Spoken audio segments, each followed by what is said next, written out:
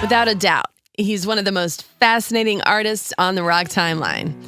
In fact, Alice Cooper has done such an incredible job of making sure that rock has an enduring spectacle element to it, of being kind of the embodiment of the freaky side of rock, that it's hard to imagine that there wasn't ever an Alice Cooper on stage somewhere. Snakes, guillotines, electric chairs, and all.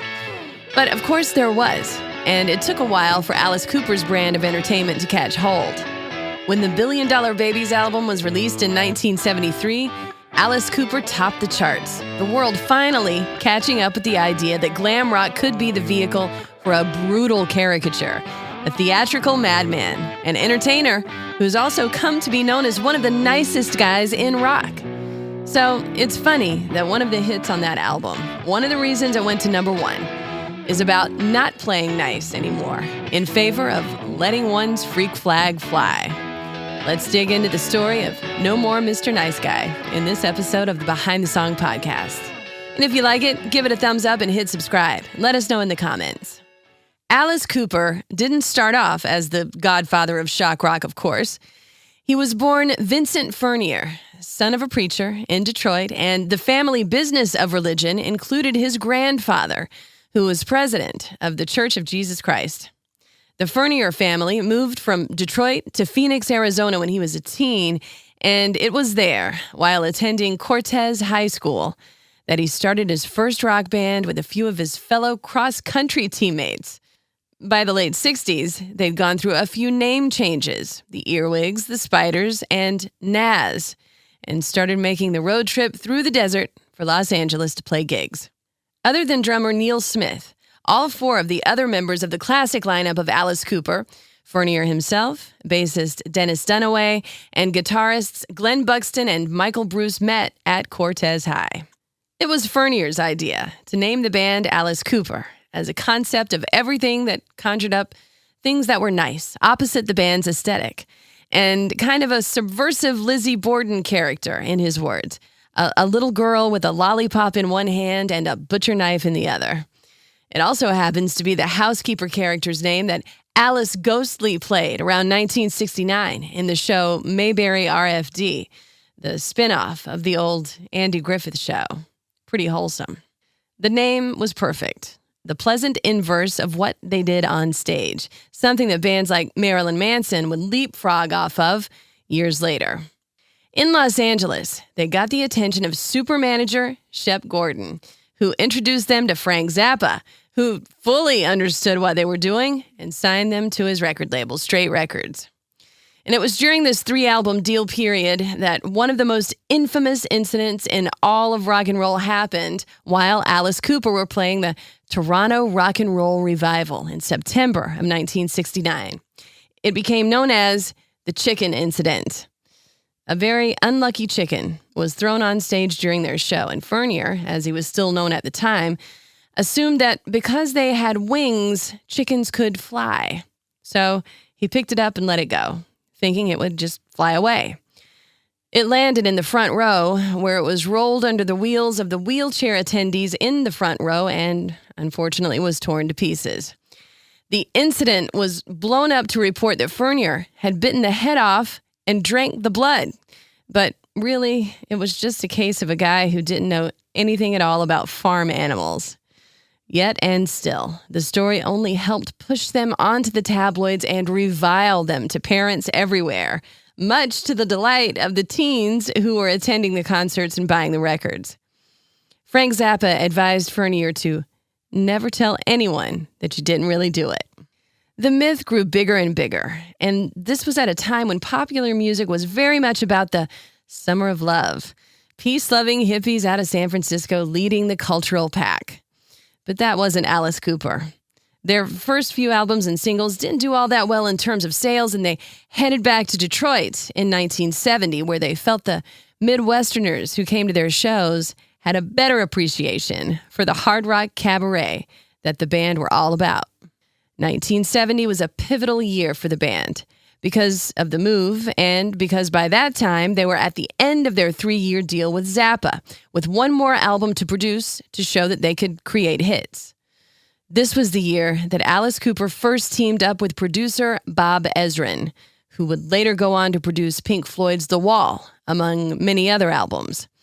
This was the person that Fournier, who would shortly change his own name legally to Alice Cooper, called their George Martin. It was a perfect match.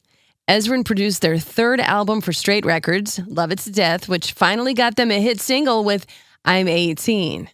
Warner Brothers Records bought out their contract from Zappa, and they were finally on their way to doing what Fournier offered as his ambition in a quote in his high school yearbook, to be a million-record seller.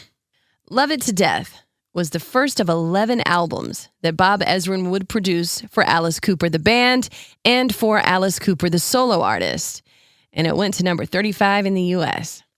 To give some context of how groundbreaking a time period this was for Alice Cooper, that success afforded the band their first European tour in 1971, where David Bowie was in the audience, a couple of years away from unleashing his own over-the-top rock character on the world in the form of Ziggy Stardust. Two more albums quickly followed. Killer in November of 1971, and then School's Out in 1972, the title track going into the top 10 in the US and the album going to number 2. During this time, Alice Cooper's stage antics got more and more theatrical. Boa constrictors became his co-stars, baby dolls were chopped up with axes, Alice Cooper, the character, became fully formed as a black-eyed heel with caked, freakish makeup that he said was inspired by screen legend Bette Davis in Whatever Happened to Baby Jane. On stage, he was the blowhard nightmare that you love to hate. Pure genius from a theatrical standpoint. Billion Dollar Babies was intended to be a more commercial product. The album artwork is a spectacular statement on this desire. A fold-out snakeskin green wallet with gold and diamonds and a huge billion-dollar bill fold-out with all the band members pictured on its face inside. And the band got into a little trouble with the government over that because there's a law that requires FBI approval on the reproduction of photos of any U.S. currency. With Bob Ezrin behind the curtain again, it was recorded in 3 locations: the record plant in New York, Morgan Studios in London, and in an old mansion in Greenwich, Connecticut that the band moved into so they could make noise at all hours of the day and night, away from the city. 40 rooms, 15,000 square feet at $2,500 a month, surrounded by old money blue bloods in Greenwich, who Alice Cooper said treated them like the Munsters when they went into town. The kicker? Bette Davis, the inspiration for Alice Cooper's makeup, lived right next door to the Cooper Mansion, as it came to be known, and would drive by in her Jaguar telling the band to turn up the volume while they were rehearsing. Apparently, she liked shocking the stuffy neighbors, too. During one of their recording sessions in London, an infamous supergroup jam session happened that included Keith Moon on drums and Mark Bolan on guitar and Donovan and Harry Nilsson on vocals. These luminaries were all part of a notorious drinking club started by Alice Cooper at the Rainbow Bar and Grill on the Sunset Strip, and went on to become an actual supergroup decades later with different band members, including Alice, Johnny Depp, and Joe Perry. Anyway, Bob Ezrin was excited about the jam session that night and recorded it, but he was very disappointed in the result because everyone was so drunk at the time that it basically boiled down to a bunch of old covers and versions of Nilsson's Coconut, with Keith Moon yelling dirty lines about dogs. Not really chart-topping stuff, but legendary nonetheless. When Billion Dollar Babies was released in 1973, Alice Cooper found their zenith point. 4 singles became hits on the Billboard chart, an amazing feat for songs with subject matter that ranged from dental anxiety to post-mortem love affairs. This album, and its surprising success, is the reason Alice Cooper is rightly called the architect of shock rock. The songs and the live show, carefully crafted to emit the same kind of shock and awe that you get when you watch a horror movie, a twisted cabaret on stage that you couldn't look away from and you could sing along to. Fans couldn't get enough. In fact, when the band toured behind this album, they broke box office records in the U.S. that had been held by the Rolling Stones. It was also in 1973 that Vincent Furnier legally changed his name to Alice Cooper as a way of protecting it against future legal issues, because some cracks had started to appear within the classic group with that meteoric success, fueled by the drinking that was becoming the pink elephant in the room, so to speak. By 1977, Alice Cooper would enter a sanitarium to briefly dry himself out, relapse, and then commit to sobriety for good in the 80s. The entire 70s decade was wild for Alice Cooper, to say the least. And it's pretty telling that the reaction from the press to the band in the early 70s was the spark that ignited No More Mr. Nice Guy. Co-written by Alice Cooper and Michael Bruce, Bruce has said that it was actually started during the sessions for the Killer album a couple years before in 1971.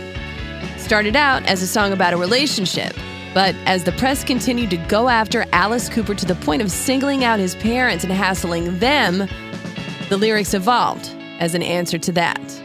And the Alice Cooper character slapped back, threatening more where that came from, in a song that basically says, "Okay, the gloves are off now." The lyrics go like this. "I used to be such a sweet, sweet thing till they got a hold of me. I opened doors for little old ladies. I helped the blind to see. I got no friends because they read the papers. They can't be seen with me. And I'm getting real shot down, and I'm feeling mean. No more Mr. Nice Guy. No more Mr. Clean. No more Mr. Nice Guy. They say he's sick. He's obscene." Alice Cooper's parents were religious, and his upbringing reflected that. But he's also said that they had no problem with rock and roll itself, with the music. Their only concern was the drinking and the drugs that were often part of the lifestyle. So it was really offensive to him that the press and even the church that his family belonged to would dog his family when he actually had their support. Alice has said that his father had to defend him a lot in the early days, fully in on the joke, assuring his fellow churchgoers that it was all an act. The song goes on to the second verse. "My dog bit me on the leg today. My cat clawed my eye. My mom's been thrown out of the society circle. My dad's had to hide. I went to church incognito. When everybody rose, the Reverend Smith, he recognized me and punched me in the nose." Alice Cooper, the godfather of shock rock, is now a longtime devout Christian himself. His issues with alcohol and drugs nearly killed him, and at the urging of his wife Cheryl, they started attending church back in the 80s. Of this fact, he told The Guardian in an interview, "There's nothing in Christianity that says I can't be a rock star." It's probably one of the most rebellious things that a shock rocker like Alice Cooper could do. Be a nice Christian guy with a wholesome home life. He and Cheryl married in 1976, and they are still together. They've raised 3 kids and are now grandparents. He volunteers to support other musicians who struggle with substance abuse problems, and he supports music education in his home city of Phoenix and beyond. His longtime radio show, Alice's Attic, is heard on The Drive in Chicago, my home station, and all over the country. He's sold over 50 million albums and was inducted into the Rock and Roll Hall of Fame in 2011 along with the rest of the classic lineup of the band. In other words, Alice Cooper has had the last laugh when it came to all those naysayers who gave him, his band, and his family such a hard time back in the 70s when he was putting together one of the most entertaining hard rock acts of all time. Back when rock music didn't have a villain yet. Like Professor Moriarty to Sherlock Holmes, where would we be without Alice Cooper disrupting the status quo on the rock and roll timeline? Something to think about. Until next time. I'm Janda, and this has been Behind the Song. If you like this episode, give it a like and subscribe to the channel, and check it out on TikTok too. Special thanks as always to Christian Lane for the music you hear on these podcast episodes. You can find me on the air at 97.1 FM The Drive in Chicago and at WDRV.com. On the way, much more classic rock and roll.